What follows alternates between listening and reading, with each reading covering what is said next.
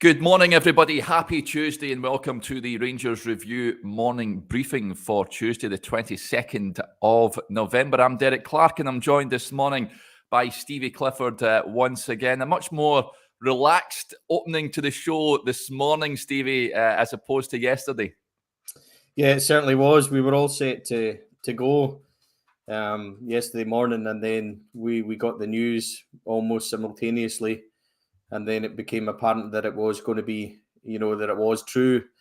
We had to delay the show, and then it all just went, it went a wee bit crazy. We were coming on to talk about potentially signing Kenny McLean, and then all of a sudden it was a bit of carnage. And you know what, Derek? I watched back yesterday just to make sure. I like to make sure that I haven't said anything silly or anything like that. So that obviously takes a long time, listen to my rant. I spent most of the show looking at my phone, so I'm like this because I was getting so many messages and so many things. It looked like I was sleeping half the show, like I just got my head down like that. So I'll be much more attentive today. So good morning, all. Ready to go. Fantastic. And on Kenny McLean, folks, we'll just touch on it now. He wants to come to Rangers. He's a Rangers fan. There's no denying that. He's down at Norwich, of course. And what we were looking to talk about yesterday before the news broke was that he's open and he wants to play football at Ibrox at some point. Whether that materialises or not remains to be seen. But we're here to talk about the managerial situation. Giovanni Van Bronckhorst, of course, dismissed yesterday after just over a year in charge. I want to direct you to the website as well, folks, because there's so much content on there with regards to the news yesterday. Stevie's done a great piece on there with regards to his view on it and why Van Bronckhorst isn't solely to blame for his Rangers departure. There's a great piece from our scouting writer, Patrick Caskey, on 3 managers that he's scouted. Now, he usually does the transfer scouting in terms of players, but he scouted 3 European coaches that he feels would fit at Ibrox. So lots of great content on there, lots of opinion pieces. You can see the little ticker below. We've got the Black Friday offer that launched yesterday, just £1 for 6 months worth of coverage. So it's a tremendous offer. Just head over to rangersreview.co.uk/subscribe for all the details. Right, Stevie, we've had time to sleep on it. Your piece, we'll discuss your piece first of all. You sort of touched on it yesterday as well. You feel that Van Bronckhorst, as is the norm in football, the manager is usually the fall guy. However, there's more. It's not as clean cut as that, is it? It's not simply the manager's fault. There's a whole number of factors that have played a part in Van Bronckhorst leaving yesterday. Yeah, I think so. I mean, a lot of people that have kind of followed what we talk about, Derek, and we've done a lot of shows together now where been quite consistent in saying it's not only Van Bronckhorst. And I don't think we can sit here and try and deflect away from his performance in the role and say that, he's taken or he's unfairly being criticised. I think Van Bronckhorst would be the first one to put his hands up and say that, he has made mistakes and things haven't gone as well for him. So I understand that, and this isn't an attempt to, deflect away from that. But I would just say that I feel that there's others that haven't performed well. I don't think that Ross Wilson can honestly sit there and say that his performance has helped Van Bronckhorst to the maximum. I don't think that the players can honestly sit there and say that they've given 100%. Now, I know that you cannot sack a squad full of 25 players. I understand that. But there's nobody in that squad now who can rightly say to the new guy coming in, well, hold on, I've given myself everything here and I've had a great season so far. And, I appreciate what's happened, but I'm not involved in this. I think there's a situation now where we can at least debate the topic that this squad has done this before. It doesn't really have the attitude or the mental ability, perhaps, what it takes for this club. And we should be thinking about ripping it up. So that's all potential debates we could have, Derek, in terms of the squad. Ross Wilson, I know that it might be boring to folk, and I've been here and touched on it before, but his position, can we honestly say that recruitment has been good enough? I don't think we can. In time, you might see that it's good enough for the likes of Yilmaz, Davis, etc., but not for what we needed at this moment in time. I think that's a fair comment. When you look at the situation with the squad, the balance of the squad, it's very bloated, very unbalanced in terms of positionally. It's not, certain areas haven't been solved as such, like we all thought it should have been.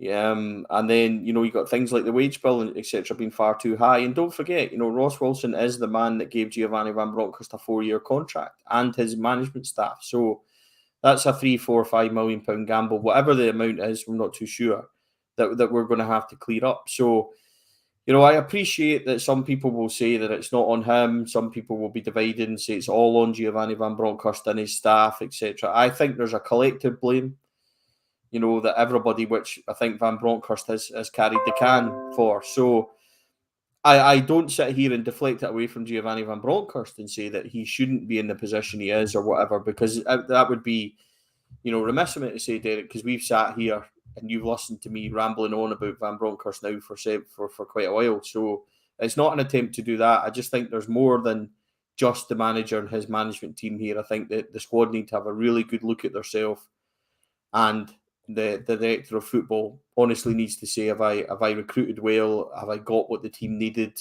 Am I performing the best I can? And I don't believe they are.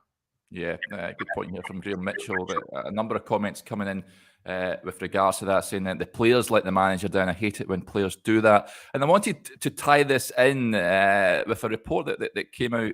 I seen it last night. CGM 55 raises it. What are we making of the stuff coming out about pre-season? I think this was The Athletic, if I'm not mistaken, saying there was some sort of senior player row over alcohol rules. Apparently, Van Bronckhorst was involved in a disagreement on the final day of the trip to Portugal.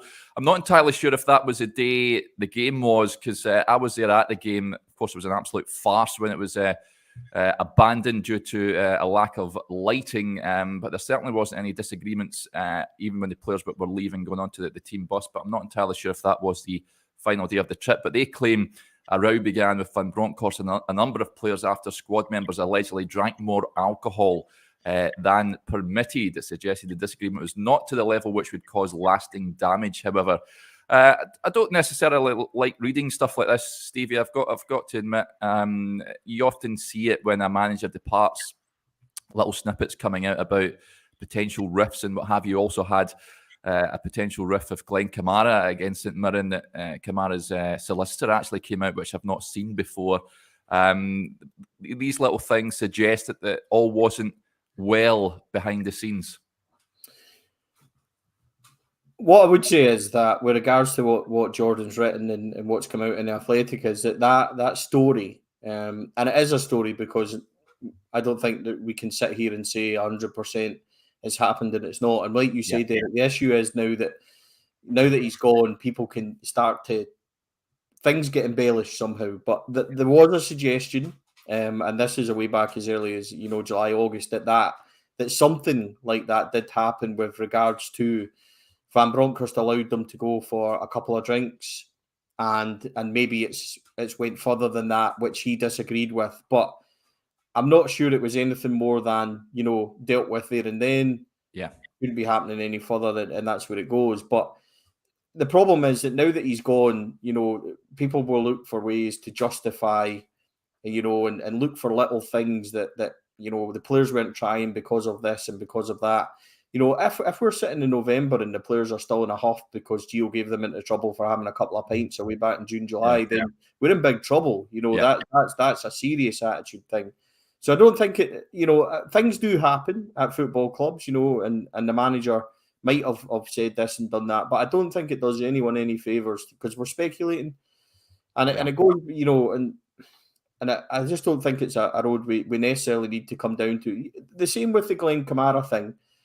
Glenn Kamara in the tunnel at St Mirren was disappointed he came off, but Glenn Kamara never had words with Giovanni Van Bronckhorst. He never. So when the solicitor came out and said that they hadn't fallen out, technically he was correct, but Glenn Kamara had actually had words with the assistant manager, I think it was Dave Voss at the time, about coming off. So technically, this is the way that things get that transpire. So the story in essence was correct, But then Glenn Kamara can legitimately say, well, hold on, I didn't fall out with the manager because he didn't speak to Giovanni Van Bronckhorst, he spoke to the assistant. So it's wee things like this that can all get twisted and all get lost, basically, in the kind of people's narrative and whatever. Look, I think where we are is, in all honesty, Derek, that it didn't work out, right? I think we all understand that. And for whatever reason, I think it's clear that the players didn't buy into it.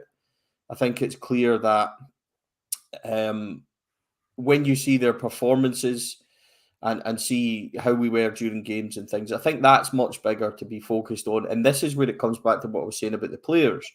If they're so easily not buying into things or giving up or down in tools or whatever phrase that you want to know, that's where we've got bigger issues. And I feel that that's the biggest challenge for this management team that may come in.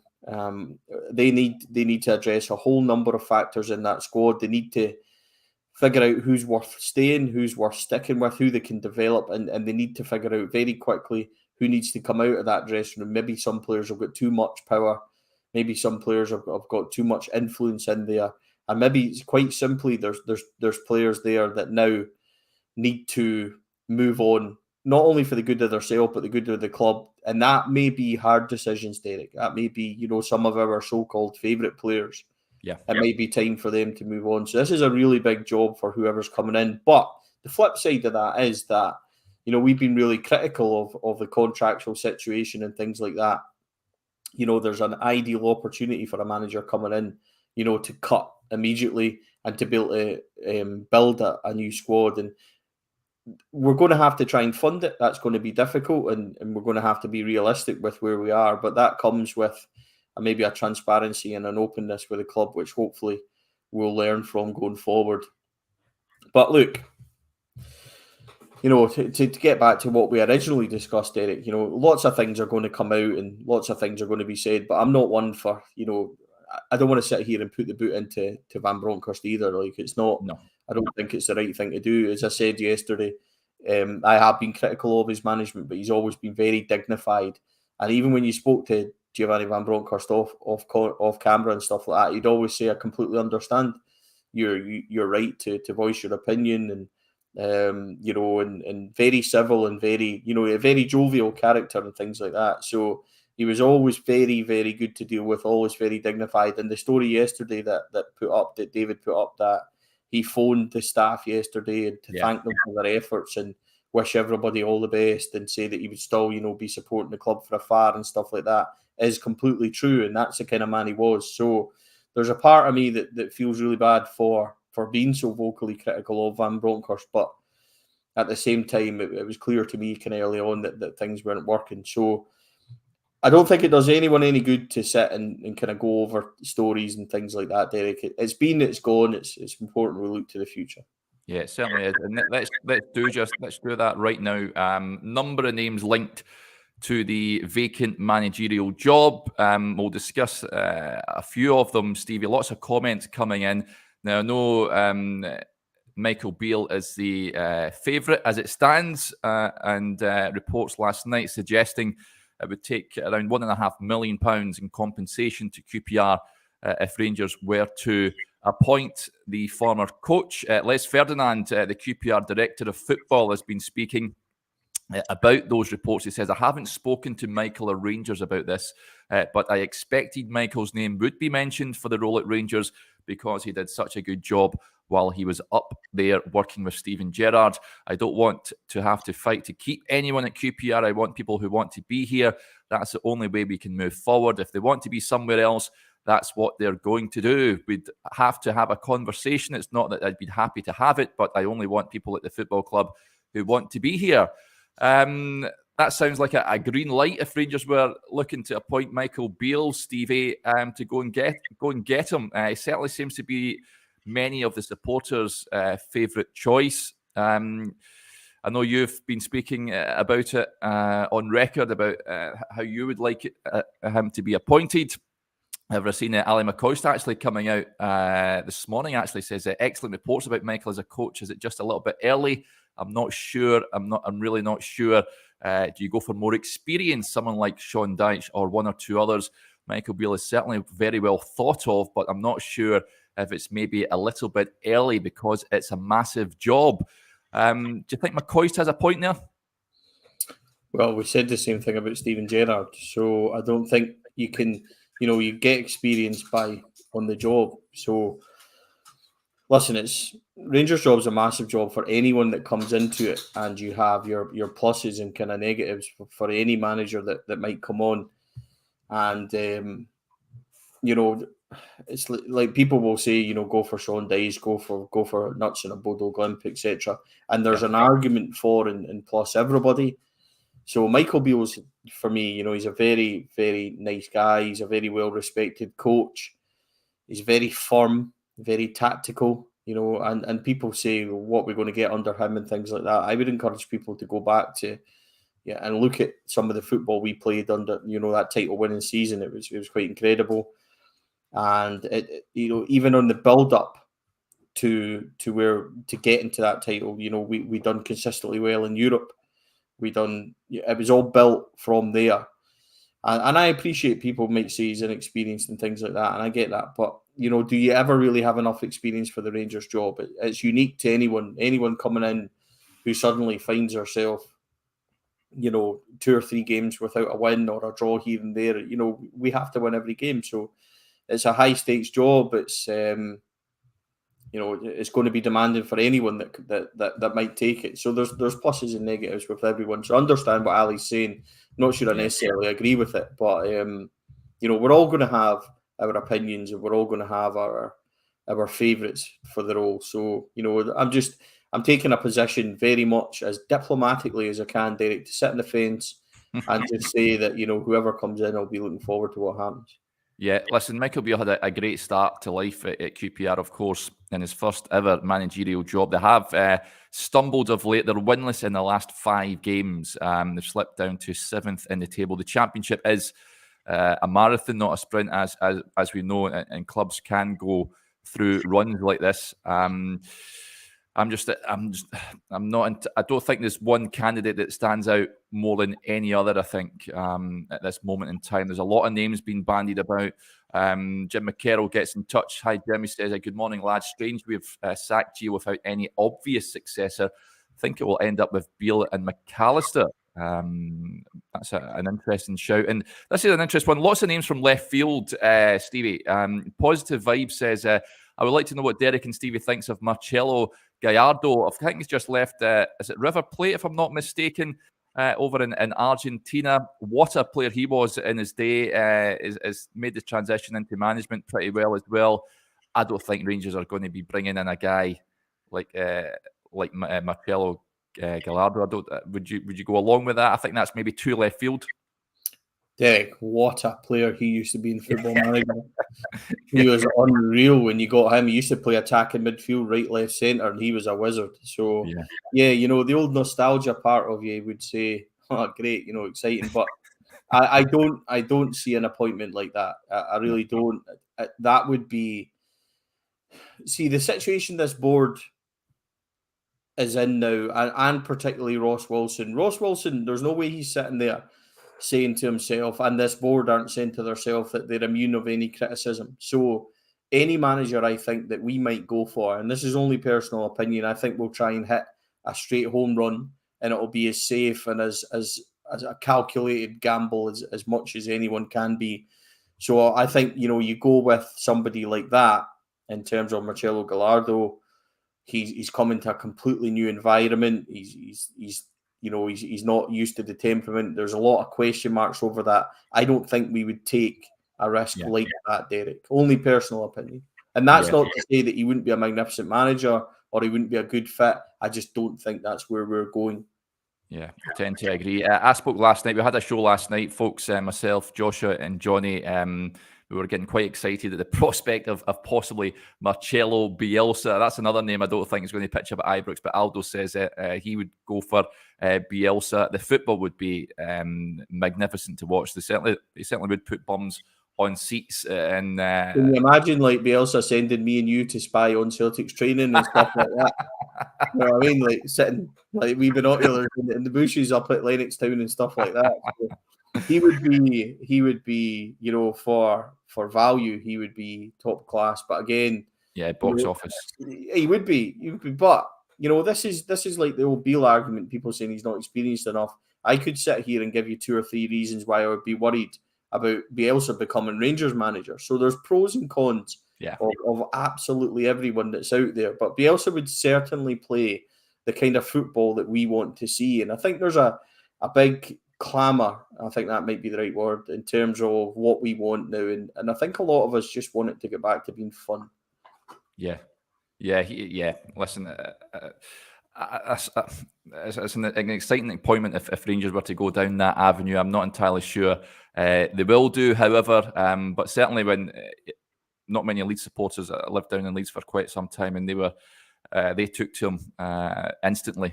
He's regarded as a legend down there, and a lot of them were gutted when a decision was made to remove him from his position. This Scott Spelter makes an interesting point here. New training centre at Gull and Sands, Ant Middleton as fitness coach, and Ian Ferguson and John Brown as matchday dressing room ambassadors would be a start. What would you say about that, Stevie? Get them all in. I'm not entirely sure Fergie and Bomber in the dressing room would work in the modern game right enough.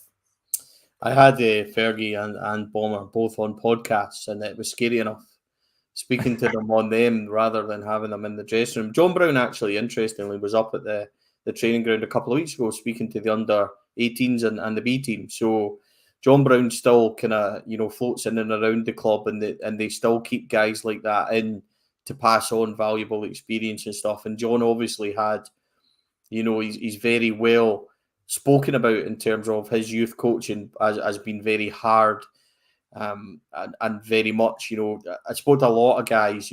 I was with Bob Malcolm a couple of weeks ago.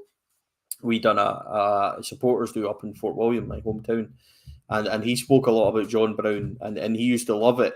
John Brown for some would be Marmite in terms of like his coaching was, you would either love him or hate him, but his coaching was very firm and he was very straight to the point. But he would ready you for what we needed getting into the first team. So that's kind of like I know it's not a serious point, but it's interesting that sometimes I think that's correct. You do need these kind of figureheads around the club to kind of give you a general feeling. I'm not sure, having Fergie or Bomber in every day roaring at you would be great or would be the right way, but certainly these kind of figures in and around the club are sometimes what you need. So I can see it. I certainly wouldn't want a fitness coach of Ant Middleton, although I probably could do with it. So.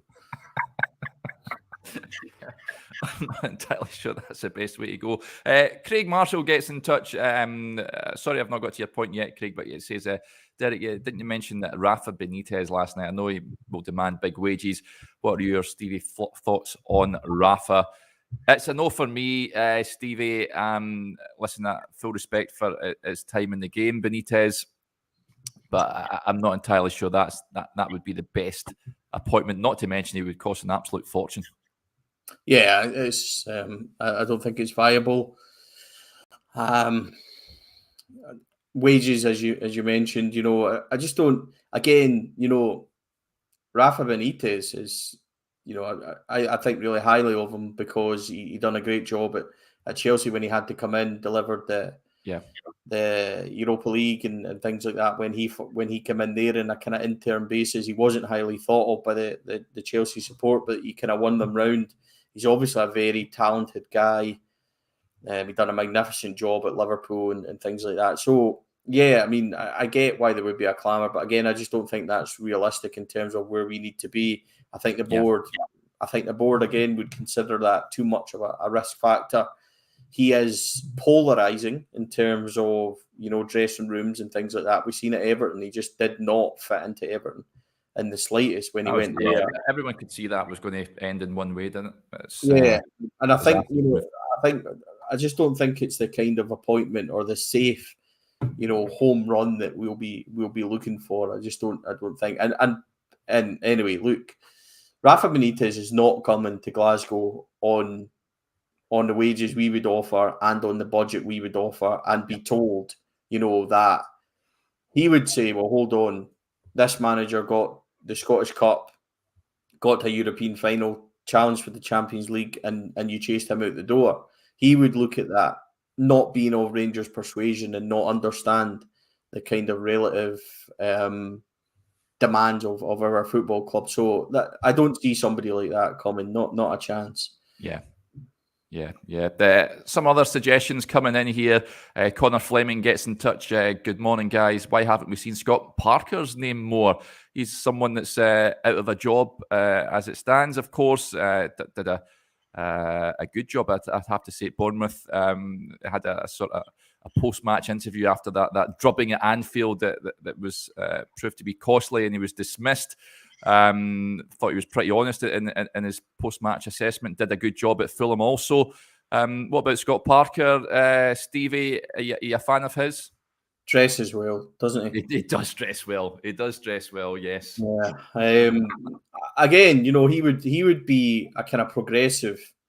He would be a progressive appointment. That's what I would say about him. Somebody that would need time, capable of a good attacking kind of style of play, good passing, good plays kind of football that you would want to see. So, you know what?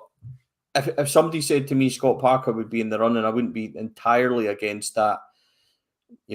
With some of the names mentioned, I would much rather. I think somebody like Scott Parker, I think he's got more potential to understand the demands of the Rangers job. So, not entirely against that. I don't think it's, in terms of kind of left field shouts, I don't think that Scott Parker's the worst one at all. I don't think it's where we'll go, but it's not. Yeah. It's not the worst suggestion, that's for sure. And as we said, I would have to up my game if I was sitting in a press conference with him, maybe £10 jumpers, and he's looking extravagant up there and stuff. I need to do something about that, Derek. Yeah, he's a real engaging character as well. I've spoken to him, I think when he took his film side to Leicester a couple of seasons ago, and his knowledge of the game is second to none, and he's certainly someone that would command respect. We'll touch on some other names. I don't know what Ali Quinn's been on this morning, Stevie, but I'm not too sure Thomas Tuchel's going to be pitching up at Ibrox at any time soon. Just a shake of the head. Nick Hickman says Villas Boas is free. If I'm not mistaken, I think it was linked a few seasons ago to the Rangers job before Gerrard was appointed. He's an interesting name as well. Listen, he's got a decent CV. And it's a tidy shout from Nick, but I'm not entirely sure that is the road that Rangers are going to go down. I wanted to touch on this, Stevie, as well. Brian House says Voss, Mackay, and the rest of the backroom staff have to go. They help create this mess we're in. Can't see any of them staying on. The one big one, Kerry Bowley, Stevie. Can you see him remaining?